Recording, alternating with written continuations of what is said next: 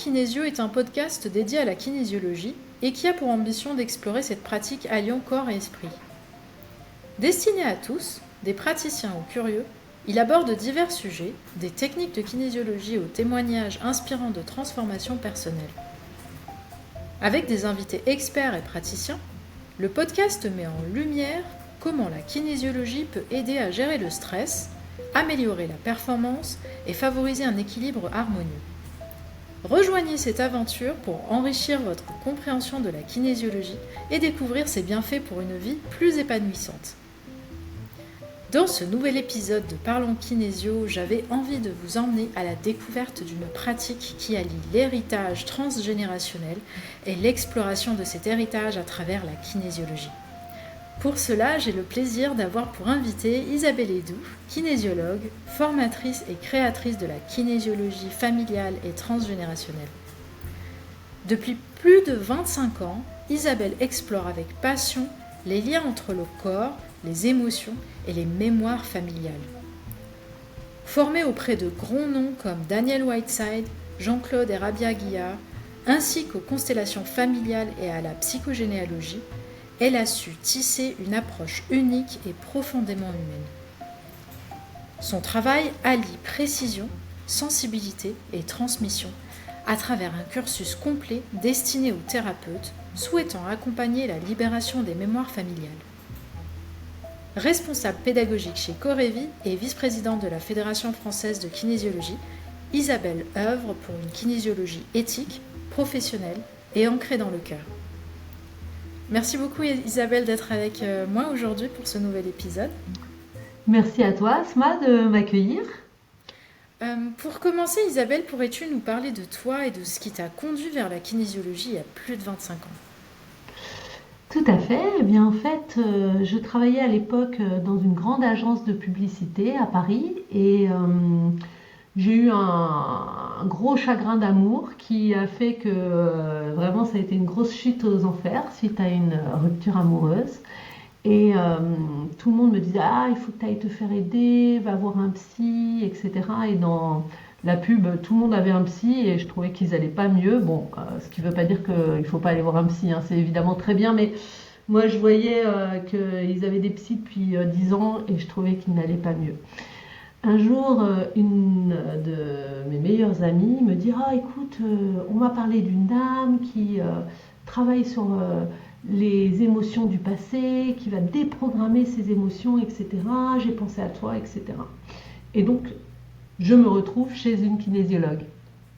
Et cette femme, donc, me fait quelques séances en m'appuyant sur le bras, en me disant, bah, tiens, ça rentre en relation avec des choses que tu as vécues à tel âge ou tel âge. Elle me parlait d'émotions, de se sentir négligée, non aimée, etc.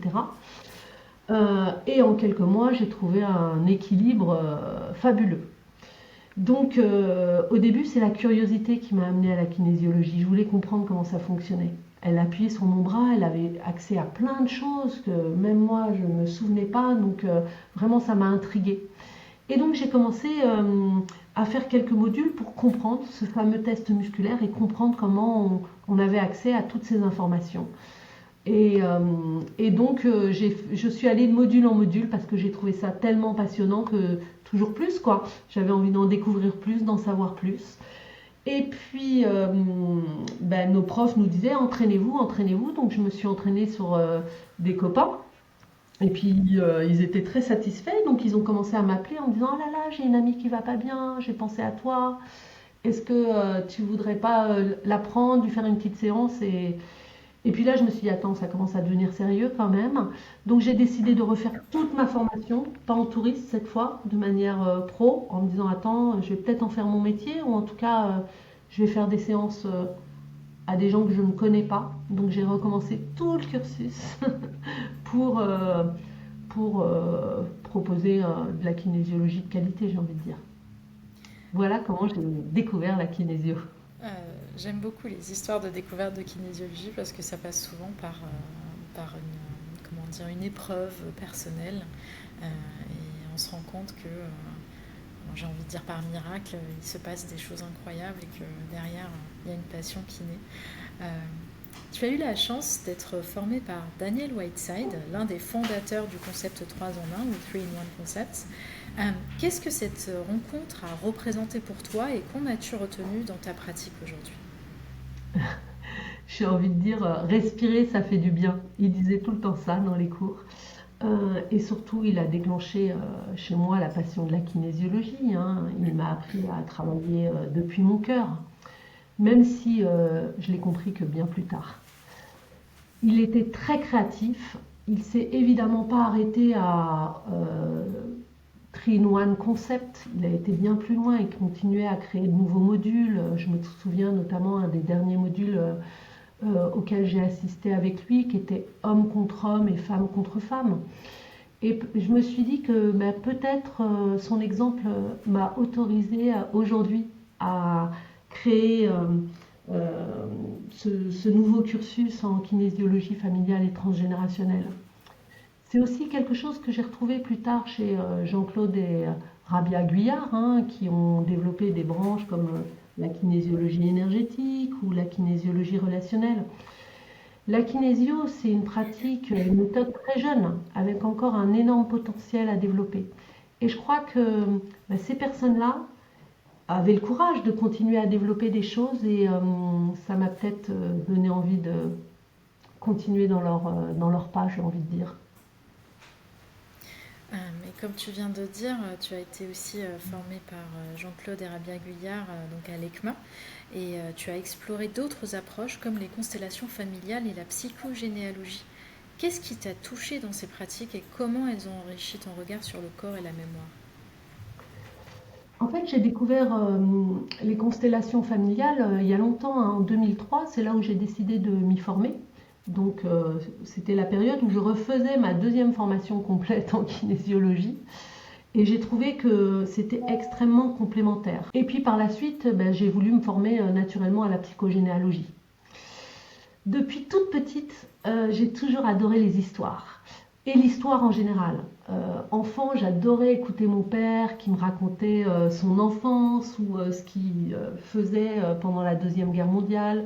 Je finissais toujours euh, euh, sur les genoux de mes tantes, etc., en disant mais raconte-moi ci, raconte-moi ça, etc. Et ces méthodes-là, c'est un peu un voyage dans le temps. On remonte le fil et peu à peu, c'est un peu comme un film qui s'anime. Et j'adore ça. Tu es la créatrice de la kinésiologie familiale et transgénérationnelle. Pourrais-tu nous expliquer en quoi consiste cette approche? En fait, c'est une méthode qui s'appuie sur la kinésiologie, hein. Grâce aux tests musculaires, on va pouvoir mener l'enquête de manière précise sur ce qu'ont vécu ceux qui nous ont précédés et sur ce qui nous a été transmis aussi. Et également sur tout ce qui a été enregistré dans l'inconscient familial pour transformer cet héritage quand c'est nécessaire. Comment est née l'idée de relier la kinésiologie, les constellations et la psychogénéalogie? Qu'est-ce que cela apporte de plus dans le travail avec les consultants? Eh bien, en fait, au fur et à mesure de ma pratique en cabinet, il m'arrivait en séance de kinésiologie d'ouvrir un arbre pour avoir une autre vision de ce qui pouvait impacter inconsciemment la vie du consultant et ou de déceler une dynamique systémique qui empêchait la personne de se réaliser. J'utilisais donc tout cela un peu à ma sauce, j'ai envie de dire, dans un premier temps. Puis j'ai élaboré pour ma propre pratique des protocoles, histoire que ça soit un peu plus construit. Et un jour, une jeune kinésio que je supervisais quand elle en avait besoin et qui faisait parfois des séances avec moi, me dit qu'elle aimerait savoir travailler comme moi, que ce serait vraiment super que je monte un cours. Donc elle a un petit peu insisté et au bout d'un moment, j'ai monté un premier module et ainsi de suite. Ce que ça apporte de plus, eh bien, parfois il arrive qu'un ou une consultante fasse vraiment tout pour réussir ou dans sa vie pro ou dans sa vie personnelle, etc. Et qu'elle a déjà mis plein de choses en place, essayé beaucoup de choses et rien ne bouge. Dans ces cas-là, on peut être quasi certain que c'est lié à ce qui s'est passé dans les générations précédentes. Si tu veux, je vais te raconter une séance qui illustre bien cela. Un jour, un homme d'une quarantaine d'années vient me voir. Sa demande est très claire. Travailler sur sa réussite professionnelle. Il me dit qu'il est entreprenant, qu'il travaille dur, mais à chaque fois qu'il s'approche du succès, tout s'écroule. Il y a toujours quelque chose qui fait que ça n'aboutit pas. Ok, on commence la séance et très vite apparaît la notion d'auto-sabotage. La phrase qui sort au test musculaire, c'est « je n'ai pas le droit de réussir ». Ok, on pose comme objectif « je m'autorise le succès, j'ai le droit de réussir ». On avance dans une séance de kinésiologie classique, puis le test musculaire m'oriente vers un travail de kinésiologie familiale et transgénérationnelle. Là, la mémoire se situe à la 3e génération côté paternel, l'arrière-grand-père. Je lui demande s'il connaît des histoires ou des anecdotes sur le grand-père de son père. Il me répond non, jamais entendu parler. Ok, je m'assure que nous pouvons continuer. Je poursuis l'exploration avec le test musculaire. Et là, le test musculaire s'effondre sur le mot faillite. À ce moment-là, le consultant, il ressent vraiment une énorme vague d'émotions. Il se met à pleurer en me disant mais vraiment je ne comprends pas ce qui m'arrive. Je lui dis vous inquiétez pas, c'est pas grave, etc. On continue la séance. Et je l'invite, si c'est possible, à questionner sa famille d'ici notre prochaine rencontre. Il revient quelques temps après, je ne sais plus, 3-4 semaines après. Et là, il me dit encore complètement bouleversé, « Ah, c'est vraiment incroyable, mon arrière-grand-père, à cause d'une mauvaise décision, d'une dette trop lourde, d'une dette trop lourde, a fait s'effondrer l'entreprise familiale. Toute la famille a plongé à la suite de ça dans la pauvreté. Et plus personne n'en a jamais parlé de ce grand-père. » Et ça, en effet, parce que la honte est souvent le moteur principal ou des non-dits ou des secrets dans le transgénérationnel. Inconsciemment, cet homme-là rappelait l'histoire de son arrière-grand-père pour lui redonner sa place. Je n'ai pas le droit de réussir, sinon je trahirai celui qui a tout perdu. C'était vraiment le schéma bloquant qu'on a pu mettre en évidence dans cette 2e séance. Et durant cette séance, il a pu redonner une place à son arrière-grand-père et s'autoriser en son honneur le succès et la réussite. Voilà pour un petit exemple.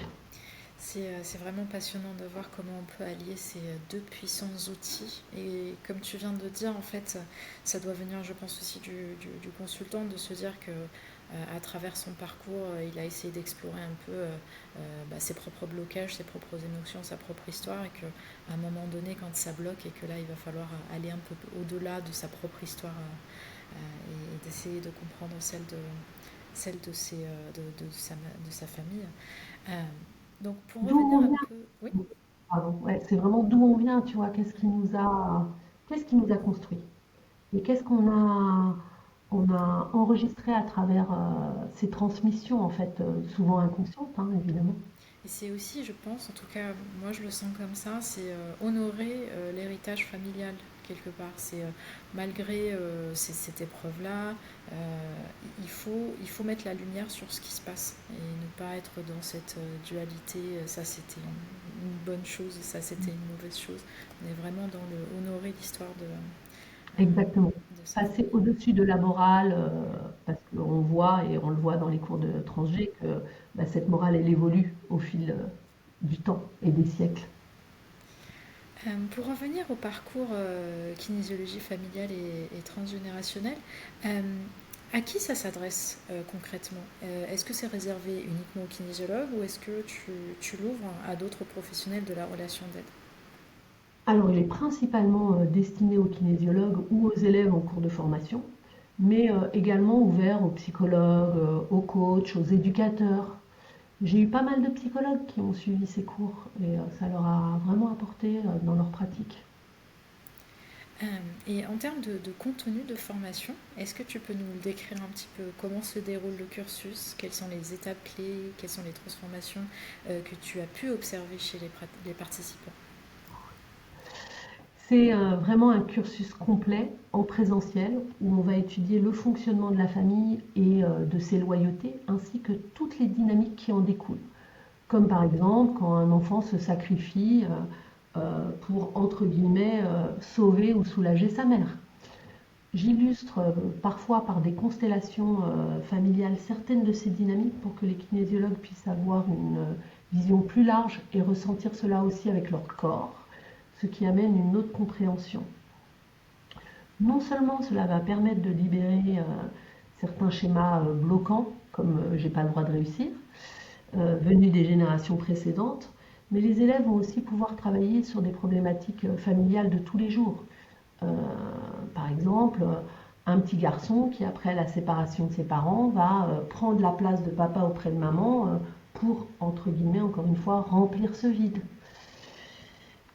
Je ne te cache pas que dans ce cursus, les élèves font un gros travail sur eux pendant les modules. Ils repartent souvent allégés et remplis de gratitude. C'est souvent ce qui ressort à la fin.